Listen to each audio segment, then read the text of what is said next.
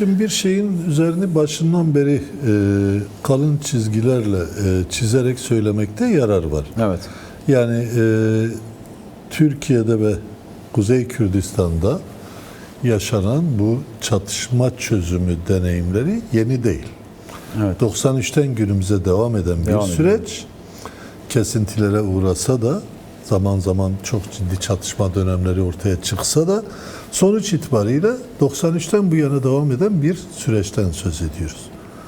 Bunu şu anlamda da bilmekte yarar var. Sonuç itibariyle her iki taraf, hem Türk Devleti tarafı hem Kürt Özgürlük Hareketi tarafı, bu anlamda çok ciddi deneyimlere sahiptirler. Evet. Yani bizim şu anda söylediklerimizin hepsini taraflar da çok net bir biçimde biliyorlar. Mesela dosyada da vardı, tekrar ederek söylemekte de yarar var. Bu tür sorunların, çatışma çözümlerinin güvenlikçi yaklaşımlarla çözülmeyeceği. Bunu biliyorlar. Peki Yani bunu özellikle de Türk Devleti tarafı çok iyi biliyor. Bu son süreç başladığından bu yana da birçok kez, defalarca bizzat sürecin önemli yüklenicilerinden biri olan MHP Genel Başkanı Devlet Bahçeli söylemiş. Yani şimdi, ama fiiliyatta ortaya çıkan durum farklı. Yani iş, mesele adım atmaya geldiğinde evet. o politikaların gereklerini yerine getirecek adımlar atmıyor. Şimdi burada Kürt hareketi tarafından baktığımızda o deneyimler ışığında çok önemli adımlar attı. Yani hiçbir çatışma çözümü deneyiminde olmayan evet. en son atılması gereken adımı en başta attı. Evet. Silahları yakma bunun çok somut bir göstergesiydi. Yani o sadece sembolik bir eylem değildi. Aynı zamanda da bu sürece dönük biz hangi noktadan, bu deneyimler ışığında nasıl hareket ederizin somut bir yaklaşımıydı. Biz silahları yakarız dedi. Yani en son yapılacak şeyi en başta yaptı. Diğer taraftan bu sürecin önünü açtılar yani bu şekilde. Bu sürecin önünde Türk Devleti açısından da farklı bir yaklaşımla değerlendiren, PKK'nın varlığına ilişkin 27 Şubat Barış ve Demokratik Toplum çağrısıyla birlikte fesih yaklaşımı benimsendi. Fesih ve silah bırakma kongrede netleşti. Peşinden çatışma riskinin olduğu alanlardan gerilla güçlerinin geri çekilmesi yaşandı. Sonradan öğrendiğimiz bizzat Kürt hareketinin yöneticilerinin dillendirdiği, hareket yönetimi tarafından dillendirilen olgulardan anlıyoruz ki bazı bölgelerden tamamen geri çekilmeyle birlikte güvenli bir biçimde tesliminin de gerçekleştiği, yani o bölgelerin güvenliğinin de sağlanması için adımlar atıldığını biliyoruz. Şimdi bu dediğim de önemli. Evet. Yani şu açıdan önemli. Ya biz koca bir alandan, yani neredeyse Kuzey Kürdistan'ın 5'te biri, 6'da biri kadar PKK gerillalarının kontrolünde, denetimde olan bir alandan söz ediyoruz. O alanı 24 saat içerisinde boşaltırsa 24 saat içerisinde başka güçler oraya gelir, yerleşir ve ne oldukları da belli olmaz. Yani üstelik tetikte bekleyen onlarca güç var. Yani hele bu savaş ortamında. Dolayısıyla bunu hem Güney Kürdistan açısından, hem Kürtler açısından, hem bölge devletleri açısından gerçekten o bölgenin güvenli bir alana dönüşmesi, yeni savaşlar olmaması için de yapılması gerekenler var. Kürt hareketi bu konuda hassas, duyarlı. Halk Savunma Merkezi Komutanlık Üyesi Murat Karayılan da zaten bu tarz bir uyarıda bulundu. Yani biz burayı boşaltırsa, silahları işte teslim edersek, eğer yasa çıkmamışsa, geri dönüşü sağlayacak bir yasa çıkmamışsa tepemize dolaşacak birçok güç var dedi. Bizim güvenliğimizi kim sağlayacak şeklinde. O ayrı, silah bırakmaya dönük. Onu belki ayrıca konuşmakta yarar var. Yani sonuç itibariyle yasa güvence olmadan gerilla silahını bırak nereye gidecek? Evet. Onu mutlaka konuşmak lazım ama sonuçta böyle dışarıdan göründüğü gibi laylaylon bir mesele değil. Evet. Dolayısıyla her yönüyle düşünmek lazım. Şimdi salt bu noktalar üzerinden baktığımızda Türk Devleti'nin reelde gördüğü ama fiiliyatta uygulamadığı güvenlikçi politikalardan tamamen vazgeçmesi lazım. Güvenlikçi politikalardan vazgeçme neyi gerektirir? sorunun çıkışına neden olan tabloları ortadan kaldırmayı gerektirir. Bugün neden masada oturuyorsunuz? Onu Cumhuriyet red, inkar, asimilasyon politikalarıyla geldi. Kürtler yok edilmek istendi. Zaten Kürtler yok edilseydi böyle bir sorun olmayacaktı ki. Evet.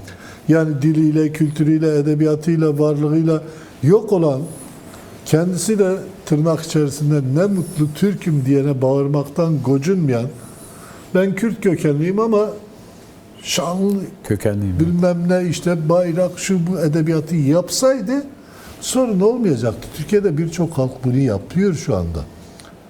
Türk olmamakla birlikte Türk'ten fazla Türkçülük yapanlar var. Evet. Ama her şeye rağmen Kürtler direndi ve en nihayetinde son 50 yıllık mücadele sürecinde de ortaya çıkan tabloyla Türkiye Cumhuriyeti tarihindeki en uzun Kürt isyanı neticesinde varlık kabul edildi. Varlık kabul edildiyse bir daha yeniden bu tabloların olmaması için atılması gereken adımlar var.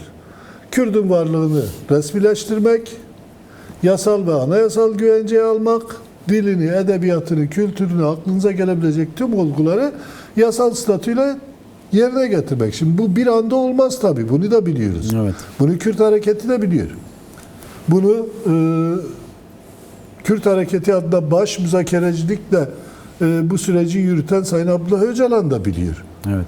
Zamana yayarak bunu götürüyor. Artı bir şeyi de çok açık biliyor. Yani 1984'te başlayan silahlı mücadeleyi 27 Şubat 2024'ten sonra barış ve demokratik toplum süreciyle yeni bir aşamaya taşıyoruz diyor. Yani mücadeleden vazgeçmiyor. Siyaset ve hukuk zemini Demokratik üzerinden, siyaset zemininde evet. evet, hukuk zemini üzerinden yeni adımlar atıyoruz diyor. Şimdi bu aynı zamanda bir mücadele sürecine de tekabül ediyor ama silahın yeniden devreye girmemesi için devletin yapması gerekenler var. Peki. Yani tüm çözüm deneyimlerinden, biraz önce İrlanda'yı da izleyicilerimiz izledi dosyadan, farklı coğrafyalardaki çözüm deneyimlerinden her birinde zamanında biz de bir kısmı üzerinde bir kısmı arkadaşla çalıştık. 40'a 50'ye yakın çözüm süreci deneyimini bir grup çalışması biçiminde gözden geçirdik. Evet. Hiçbiri karşılıklı güven esası üzerinden kurulmamış. Yani kalkıp biz bunlar güven esası üzerinden yaşama geçirilecek şeylerdir dersek olmuyor. Yanılırız. Bir anlamda bir mecburiyet ilişkisi üzerinden yaşama geçmiş bir durum söz konusu. Yani mecburiyet ilişkisinde hep biz biliyoruz. Devlet Bahçeli'ye bunları söyleten mecburiyet ilişkisidir. Evet.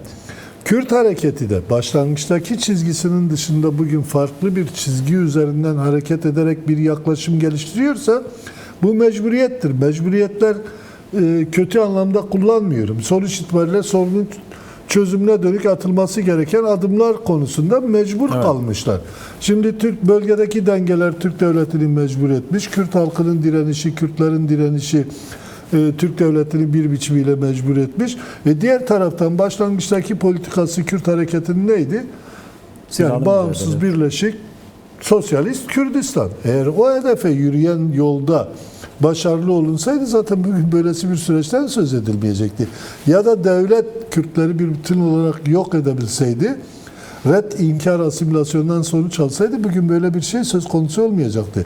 Şimdi madem mecburiyet ilişkisi üzerinden gelmiş ve güven ilişkisi üzerinden yürümüyor, o zaman yolda yürürken atılacak adımlarla güven ilişkisini tesis etmek lazım. Bu da karşılıklı adımlarla olur. Kürt hareketi bunu gösterdi. Şimdi Türk devleti en başat adımı dahi atmış değil. Tek yaptığı şimdiye kadar bir komisyon. İşte bugünlerde bir özel yasa temelinde bazı adımlar atılacağı söyleniyor. Ama bunu sadece Kürt hareketi ya da DEM Parti söylüyor. Yani henüz devletten bu konuda resmi bir açıklama yok. Evet. Tamam, şeyi biliyoruz yani sonuçta hepimiz gazeteciyiz, piyasayı da okuyoruz. Ankara'da çok ciddi bir hareketlilik var. Evet. Yani günlerdir devletin bu süreçle ilgilenen ilgili bakanları, özellikle Adalet ve İçişleri Bakanları bir Devlet Bahçeli ile görüşüyor, bir Erdoğan'la görüşüyor, bir bilmem sürecin ilgili diğer taraflarıyla görüşüyor vesaire falan filan. Yani bir hareketlenme var. Belli bir yasa taslağı hazırlanmış. o yasa taslağına son şekilleri verilmek isteniyor. Ama Kürt hareketi açısından da net olan şey şu. Yasa taslağı bizim onayımıza sunulup kabul görmedikten sonra o yasa üzerinden adım atamazsınız. Şimdi yasanın asıl muhatabı kim? Kürt Özgürlük Hareketi. Siz kalkıp eğer geçmişte de çok yasa çıkardılar. Eve dönüş yasası çıkardı, bilmem şu çıkardı, bu çıkardı. Ya onlar üzerinden siz gerillaları teslim alarak bu süreci çözemezsiniz. Evet. Bir tasfiye politikasıyla bu süreci çözemezsiniz. Dolayısıyla siz bu sonuçları tamamen ortadan kaldıracak kalıcı çözüm istiyorsanız bunun gereklerini hukuki olarak yapmak zorundasınız. Hukuki olan da nedir? Tamam, zamana yayılarak bazı adımlar sonraya bırakılabilir. İşte Kürt hareketinin, Özgürlük hareketinin üst yönetiminin belli bir süre sonra çıkacak başka yasalarla yararlanarak belki bu sürece dahil olması sağlanabilecek. Ama sonuç itibariyle Kürt Özgürlük Hareketi'nin büyük bir çoğunluğunun çok rahatlıkla siyasal sürece dahil olabilecekleri bir özel yasa ortaya çıkmalı. Yani bunu Tuncer Bakırhan on binlerce insanın geri dönüşünden söz ederek açıkladı. Yani Salt Kandil'den, dağlardan insanlar dönmeyecek ki. Dünyanın her tarafından bu sürecin bir şekliyle neticesinde hukuki problemler nedeniyle siyaset dışına düşmüş ya da farklı alanlara göç etmek zorunda kalmış insanların hepsi dönecek. Şimdi bunların hiçbirini yapmıyorlar. Üstelik bırakılması yasak gereği Türkiye mecbur olduğu ahim yasaları kurulunca Selahattin Demirtaş gibi bilmem işte Figen Yüksekdağ gibi Kürt siyasetçilerini de bırakmıyor. Başkalarına da hakeza benzer uygulamalar söz konusu. Hadi bunlar tartışılırken en büyük, en ciddi güvensizliklerden biri de Türkiye'de iç siyaset yeniden dizayn ediliyor. Bu sefer CHP'ye dönük işte belediyeler üzerinden yürütülen operasyon yetmedi. 19 Mart bir siyasi darbedir kuşkusuz. Şimdi de 24 Nisan'da mıydı? Başladı mutlak mutlak kararıyla bir bütün olarak ana muhalefeti dizayn ediyor. Tamam, orada da ana muhalefetin özellikle bu sürece dönük değerlendirebileceğimiz çok olumsuz yönleri var ama sonuçta bu sürecin temel güvencesi demokrasidir. Evet. Demokrasi sürece etkisi ne olur? olmalıdır. Son olarak istersen birkaç cümleyle de CHP yönelik mutlak kararını. Sürecin tüm tarafları, devlet hariç tüm tarafları, hatta yarım ağızla Devlet Bahçeli bile bu mutlakla ortaya çıkan sonucun Türkiye'nin geleceği açısından çok ciddi riskler içerdiğini açık bir dille söylüyorlar. Yani şimdi Türkiye'de siz seçmen iradesini yok sayarak siyaseti dizayn etmeye kalkarsanız hiçbir sorunu çözemezsiniz. Şimdi bazen de insan düşünmeden edemiyor. Bu konuyla ABD ile Trump'la ilişkisi ne? Telefon görüşmesi sonrası gerçekleşti bu arada. Evet, hemen aynı gün telefon görüşmesi olmuştu. Bir de şöyle bir iddia da var işte yabancı basında da çıktı. Türkiye'ye 20 milyar dolarlık bir swap antlaşmasıyla Trump'ın destek vereceği söyleniyor. Evet. Bu önümüzdeki kısa sürede yapılacak bir seçim döneminde Türkiye'ye ciddi bir rahatlama sağlayacaktır. Türkiye ekonomisini dibe vurduracaktır. Swap dediği sonuç itibariyle Türk parasıyla başkasının size dolar vermesidir. Ama evet, bunun riskleri de çok yüksektir. Çok yüksektir. Şimdi aynı zamanda da düşünüyor insan. Demek ki tüm bunları yapan güçler bir şekliyle Türkiye'de kendi kontrolleri altında tutabilecekleri bir tek kişilik yönetimi daha çok tercih ediyorlar.